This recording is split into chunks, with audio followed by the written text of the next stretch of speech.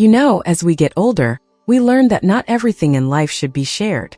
Some things are better kept private, not because we're hiding, but because we're protecting our peace. In this video, I want to talk with you about the 5 things older women should keep to themselves. These are the areas of life that, when kept private, give you strength, dignity, and freedom. We'll talk about why you shouldn't share all the details of your personal struggles, why your finances are nobody's business, why your romantic history deserves respect, why your insecurities need protection, and why your long-term plans should be guarded until the right time. Before we get started, I'd love to know, where are you watching from today? Just drop your city or state in the comments. It's always wonderful to see where everyone is tuning in from. Point 1. Guarding your personal struggles. Every woman has her own battles, quiet storms that no one else truly understands. Maybe it was a health scare, the loss of someone you loved, or a time when money was so tight you didn't know how you'd make it through the month. These struggles are part of your story, but that doesn't mean the world needs to know every detail. The truth is, when you share too much about your hardships, you open the door for others to define you by your lowest points. People often mean well, but not everyone can carry your truth with care. Some may feel pity for you, while others may quietly judge you or never see you beyond that struggle. They may keep you frozen in a chapter of your life that you've already outgrown. And you don't deserve that. You deserve to be seen for the woman you are today, not for the battles you've already survived. Guarding your struggles doesn't mean shutting people out or pretending life has been easy. It means being intentional about who you allow into those sacred places. Your hardships are like fingerprints, unique, irreplaceable, and deeply personal. Only those who have earned your trust, who will honor your story instead of twisting it, deserve to hear the details. Think about it this way. You don't owe anyone a full explanation of your tears, your scars, or the nights you prayed for strength just to make it through the morning. You can be honest about the fact that life hasn't been easy without laying out the entire map of your pain. That's wisdom. That's self-respect. And here's the beautiful part. Your strength already speaks for itself. You don't need to relive your struggles out loud for people to know you've survived. It's in the way you carry yourself today, in your calmness, in your ability to smile even after everything you've been through. That quiet strength is more powerful than any story could ever be. So, protect your personal battles. Share them only with people who have proven they are safe, people who will hold your words with kindness. Remember, you've already fought hard enough. You don't have to keep fighting by explaining your past to everyone. Some victories and scars belong to you alone, and there's nothing wrong with keeping them as private treasures. Point 2. Keeping your finances private. Money is one of the most personal subjects in life, and the older we get, the more we understand just how powerful it is to keep financial details private. Whether you're living comfortably in retirement, managing with Social Security, or somewhere in between, your finances are no one else's business. Yet, once people know your situation, they often treat you differently, sometimes in ways you won't even notice right away. If someone thinks you're doing well financially, they may start expecting you to give more, help more, or always say yes when they ask for something. They might quietly calculate how much you can afford or even make comments about your choices. Why did you buy that? Or you don't need that, do you? On the other hand, if they think you're struggling, they may look at you with pity, underestimate your abilities, or assume you can't handle certain responsibilities. Neither of these views truly reflects who you are, but both can create stress you don't need. Keeping your financial details private is about protecting your independence and peace of mind. You don't owe anyone an explanation for why you bought a new dress, why you skipped a trip, or why you chose to spend or save in a certain way. When you keep your money matters to yourself, you give yourself the freedom to make decisions without an audience watching and judging. That freedom is priceless. Finances are also tied to years of sacrifice and hard work. The numbers in your bank account are not just numbers, they represent decades of effort, careful planning, and the lessons life has taught you. That story belongs to you, not to anyone who might use it to compare, gossip, or create tension in relationships. It's also important to remember that envy is real. Not everyone around you will celebrate your comfort or your security. Some may resent it, while others may try to take advantage. By keeping financial matters private, you protect yourself from those risks. At this stage of life, your financial choices are about your security, your health, and your happiness. not about proving anything to anyone else. Privacy gives you the freedom to enjoy what you've built without carrying other people's expectations on your shoulders. And that freedom, especially now, is one of the greatest gifts you can give yourself. Point 3. Protecting your romantic history. Your romantic history is one of the most personal chapters of your life. It holds your joys, your heartbreaks, your lessons, and your growth. And the truth is, not everyone deserves to read those chapters.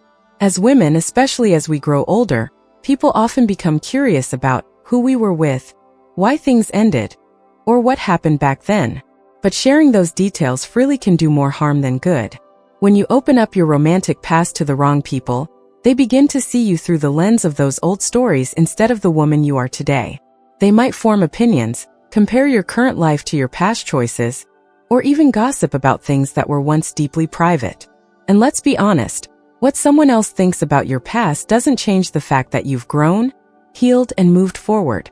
Your relationships, whether they were beautiful, difficult, short, or lasting, were real experiences that shaped you. They were filled with moments of intimacy, trust, and vulnerability.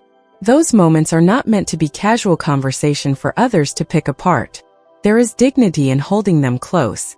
You don't need validation from outsiders to know what you've learned or how far you've come. Protecting your romantic history also means protecting your present.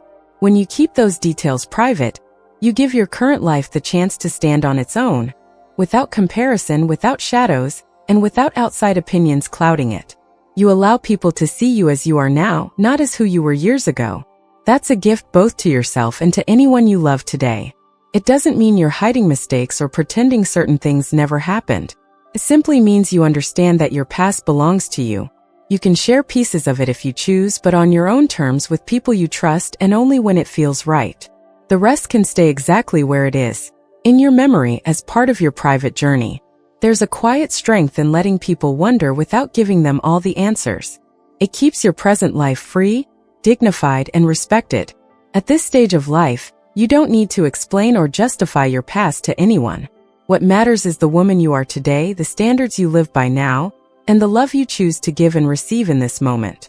The rest belongs to you, and it's perfectly fine to keep it there. Point 4. Guarding your weaknesses and insecurities. Every woman, no matter how strong she seems on the outside, carries insecurities on the inside.